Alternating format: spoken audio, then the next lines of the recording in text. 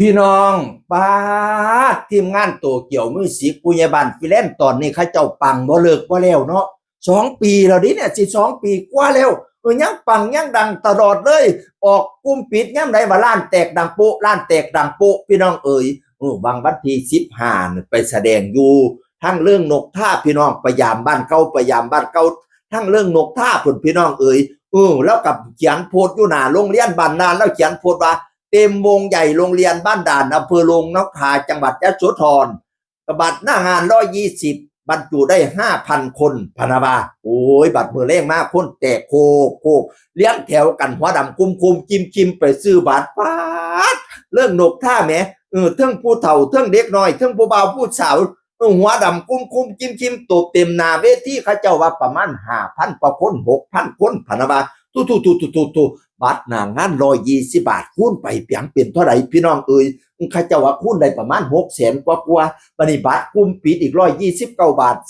3,200 คนเข้ากลุ่มน่ะ 3,200 คนคิดเป็นเงินได้400,000 กว่ารวมเป็ดเสียได้ล้านกว่าป๊าดวินาทีทองของโตเกียวมิวสิกของปุญญาบาลฟิแลนซ์อีหลีไปแสดงเนี่ยซื่อๆเนี่ยล้านแตกดังโป๊ะพี่น้องเอ๋ย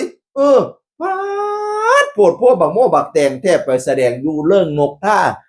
ดินเก่าเล่าพี่น้องเอ๋ยไปขายดินพร้อมไปโอนที่ดินพร้อมเพราะตอนนั้นเราประกาศขายส่วนสุยางเนาะนี่ไปแสดงก็เลยได้ไปโอนที่ดินให้ข้าเจ้าพร้อมนี่นะสำนักงานที่ดินจังหวัดยโสธรสาขาเลิมนกทาพนาวานั่นน่ะ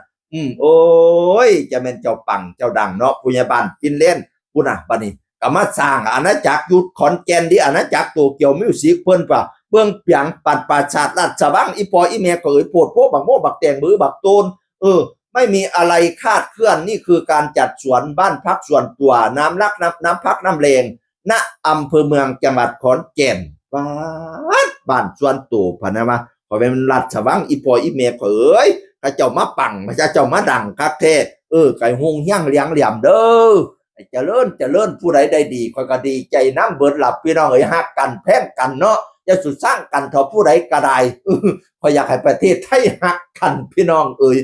ให้เจ้าปังเจ้าดังเด้ออีพอคอยเอ๋ยดังแล้วให้ดังอีกปังแล้วให้ปังอีกให้มันยืนเบาพื้นความปังความดังนั้นเราสุดยอดอยู่แล้วล่ะพี่น้องเอ๋ยบ่มีผู้ใดสิดังซ้ำเล่าดอกในวงการหมอลำตอนนี้ต้องยกโป้ให้เล่าพี่น้องผู้ใหญ่บ้านที่เล่นตัวเกี่ยวมิวสิกเอาเรื่องสุขภาพซะเด้อให้สุขภาพแข็งแรง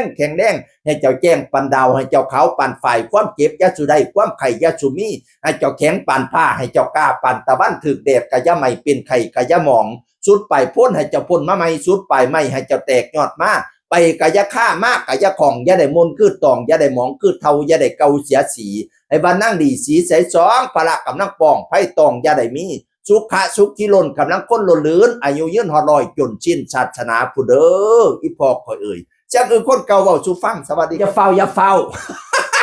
ลืมประกาศวันที่18 ตุลาคมนี้สิมาแสดงอยู่วัดโพธิ์ไส้บ้านให้ตากอำเภอภูเรือจังหวัดเลยบ้านค้อยจังหวัดเลยบ้านค้อยผู้ใหญ่บ้านฟินแลนด์ตัวเกี่ยวมิวสิกเต็มวง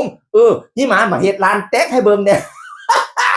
ให้ได้ตัวได้ขายบัตรได้ไล่เนี่ยนี่มาเด้อพี่น้องป้องไปมาเบิ่งให้ตักทำกัน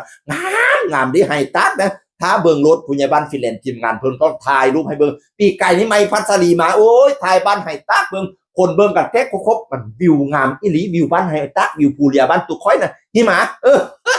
สวัสดีครับ